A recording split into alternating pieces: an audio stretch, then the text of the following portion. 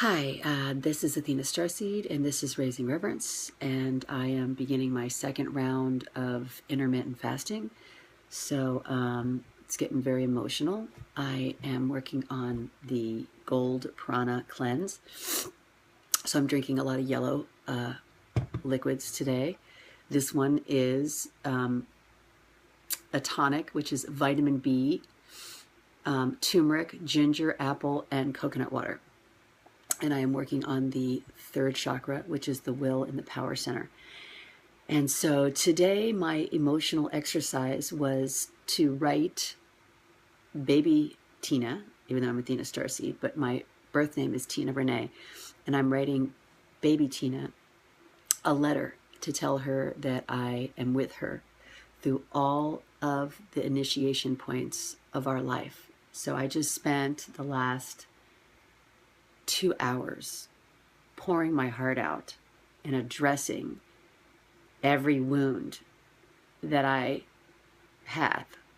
And some of the stuff I thought I dealt with, but as soon as I wrote it down, I realized that it might still be there. Now, I actually just did a chronological age thing, and I got stuff at 3, 5, 7, 8, 10, 11, 15, 16, 17, 20, 37, 39, 40, 41, 42, and 46. That's a lot of trauma. Now, it's a good thing that I'm surrounded by healers and counselors and stuff. And so I have been working with a PTSD specialist that works with soldiers coming back from the war. And I realize I have something in common with those people. Interestingly, that I ran a boot camp, that I am also struggling from PTSD. And what this letter has really given me is an appreciation for the strength of my wounded inner child, and that she's still here. Now, one of the things that I have not disclosed on this series yet is the fact that when I was 20 years old, that my younger brother hung himself. And I was in the middle of a theater scholarship at the time, and I was performing and teaching aerobics and training people. And so I never gave myself permission to process that suicide. So that has come up, and I'm processing it now. One of the things that's a gift when you fast is that you become extremely sensitive to your emotions. So the layers come off your body, and you can't anesthetize yourself with food. So fasting is a purification process, and it also points you right at your pain. And until I face that pain, I won't be able to clear the cells and be truly present and in alignment with my purpose. So, I'm a warrior. That's why my singing name is Athena. And I'm also conscious of my ability to connect with my true origin, which is why I put StarSeed at the end of that. And I just want to say, after writing this incredible emotional letter to cleanse and heal myself, that I have a little more space for peace in my heart and in my life. And I'm going to give myself permission to forgive myself. So this third chakra activation in this watery, liquidy diet is giving me the ability to have compassion for myself, to love myself, and to forgive myself. And so I just finished this letter, and I basically symbolically kissed the wounds of all ages of baby Tina, of teenage Tina, of adult Tina, and of the birth of wisdom Tina.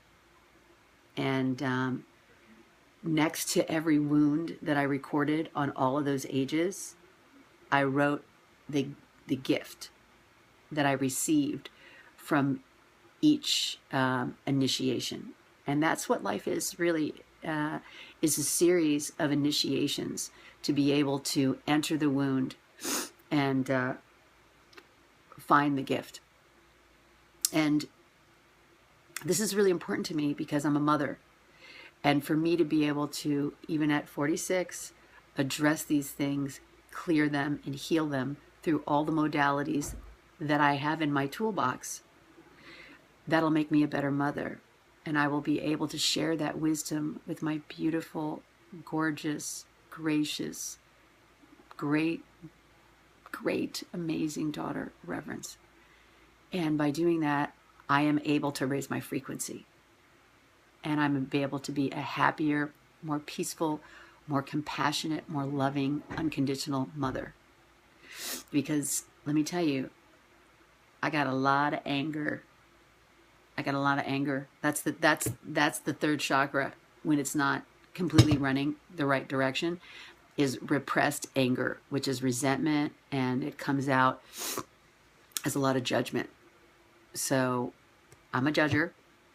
Got to laugh at that. Got to be present with that. I'm a judger. I've been judging, and I've been judging myself. And that self-projected, reflected, holographic field is out there. So anybody who's watching this, if I've ever judged you, I'm sorry. Please forgive me. Thank you. I love you. It's only a response to judging the self. And right now I'm in the process of forgiving myself. So what time is it? It's like 11:04. And I'm going back into my fast tomorrow. I had a little bit of potatoes today, but mostly I did liquids. I did the potatoes just to ground me because it got really gnarly. And I'm coming right up on my moon cycle. So talk about being sensitive on top of being sensitive on being top of sensitive. Number one, I'm a Pisces. Number two, I've been fasting and detoxing. Number three, I've been getting my butt super kicked by the matrix, because all this stuff builds up if you don't address it. And listen, you got to address it. You have to, even if it's not in this lifetime, you're going to come back and it's going to be worse. So you might as well just clean out the closets, write down what happened, love what happened, thank what happened, receive the gift from what happened, and start getting grateful and happy again. And that's the purpose of this entire process in Raising Reverence, is to dump the junk in the trunk and make more space for joy, peace, and happiness, and love. And I have that down here. Some of the things that I've been learning are compassion for all of the roles the victimizers played in my story, grace for being homeless and walking in the shoes of the unwanted, unconditional love for myself, for doing the best that I can, facing all of these adversities, becoming sensitive to my own inner child's feelings and wounds, and that will help me be sensitive to other people's wounds. Using my extreme focus to actually live in this dimension and be able to address these things, because I am what you call a highly intuitive, sensitive person. So I can walk into a room and feel everybody's feelings. So it's really challenging for me, and I don't know if any of you feel this way, but to watch violent movies, to be around violence at all, and to be around like dense, heavy, negative energy. It's extremely painful. So I have to be patient with myself and give myself permission that it's okay to excuse myself if something gets too intense or overwhelming for me. I need to thank myself for achieving so much in my professional career as a trainer and an actress and a stunt woman, and all of the things that I have done. In spite of all of this, I realized that the gift in actually avoiding all of this pain was that I became an overachiever in many areas. And at 28, bought $1 million house, and then was on television, radio, and did some films. And, you know, I was a workaholic. So I just avoided all of this and became laser focused on my career.